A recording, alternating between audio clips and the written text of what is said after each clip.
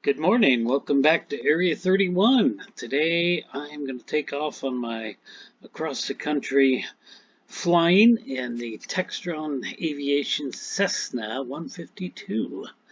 So looking forward to this. I had to wait till this time because I accidentally deleted the saved flight I had for earlier for this time of day. I was going to start this a couple hours ago, but then I found that I had accidentally deleted that. So let's get started on flying. We're going to take off from KMFR, which is right there. Here we go. Get down here. It takes a few moments for it to load. Sometimes it can be up to like 2 minutes. And about 50 seconds later, here we are. We are here at the Medford Airport, and let's click ready to fly, and take off. We're going to head north, so as you can see the sun is kind of coming through. I can't see it from there, but here it's way to the south now. The sun is so far to the south now that winter's pretty much here. Yeah, you can see it. That's not all the way to the south. The south is basically directly behind us, but during the summer the sun would be way over in this area here, so that's why it gets so dang cold here. Here we go, taking off. There we go. Get our flaps where they need to be, but they'll just come back down anyway. I'm not sure what it is. You see, there you go, they came right back down on their own. So, there's Mount McLaughlin over there. We're going to be flying. We need to be gaining some elevation.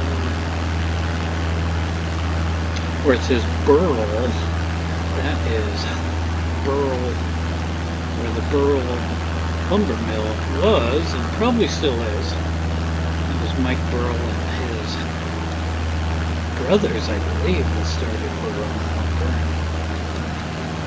Long time ago. So this is 140 here. This is probably the expressway, which I've never been on. And 140 is going to be the 140 is the one right to the right. And they built the expressway to try to remove traffic, and then the expressway will join into 62. That's 62 over there, if I didn't say that.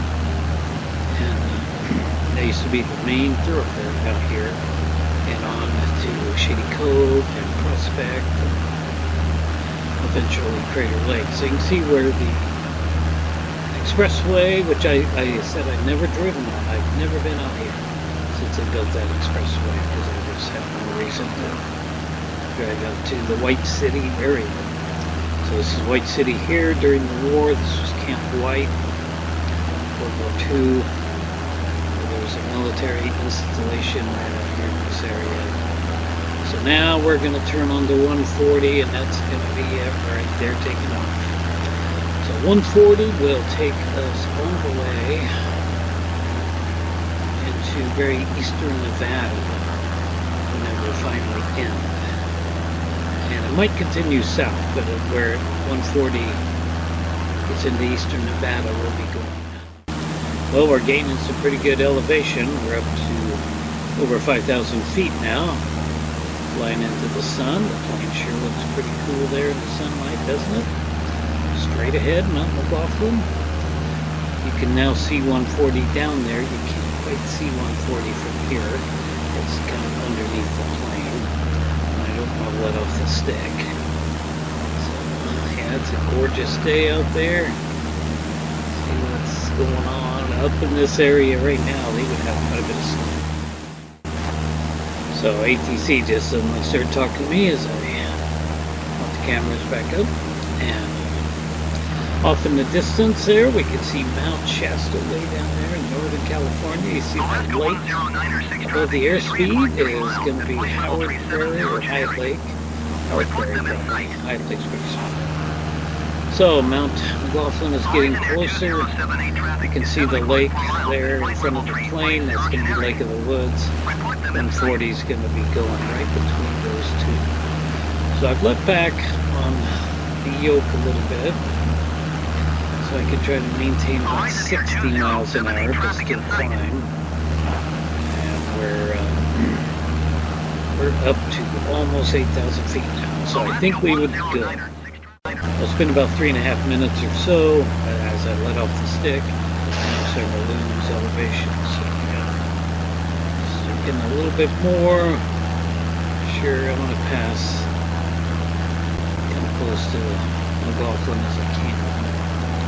I need to get more elevation so I can see a little bit. You can see 140 down there, kind of winding through now. It's really steep. 140 is steep. All right. So we're starting to lose our elevation again, as you can see. Let's go back out here. We are really close. You can see 140 down there. We're really close to Mount McLaughlin. Majestic Mount McLaughlin.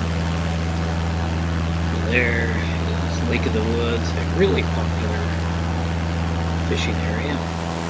Lake.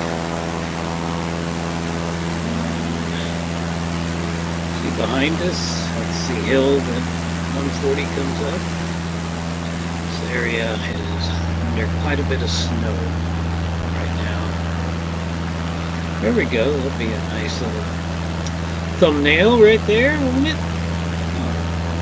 Anyway, this peak straight off from there, that is Mount...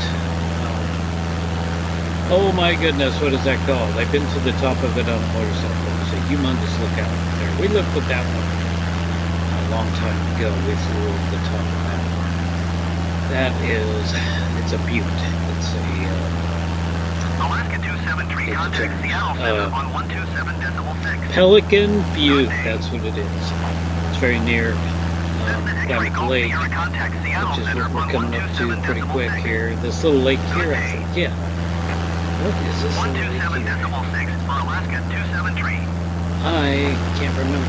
Going to 127.6 Cessna X-ray. This is Pelican Butte over here. There was a Seattle humongous Center, lookout. Cessna Alpha, When I flew Sierra, over it X-ray before, Golf, Sierra, I could not see the 7,600 fire. feet.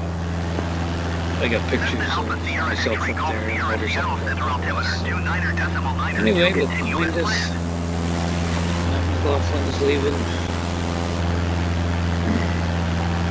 We're starting to lose elevation, and that's fine because we're going downhill from here. Okay, we have gotten close to 140 again. There's Pelican Butte there. Behind us is Mount McLaughlin. 140. So now we're going to be coming into the Klamath Lake area. So I'm going to go ahead and end this video right here. We'll pick it up right in this area, and maybe we can get all the way to Bly. I thought I could get all the way to Bly, but I'm making the video way too long.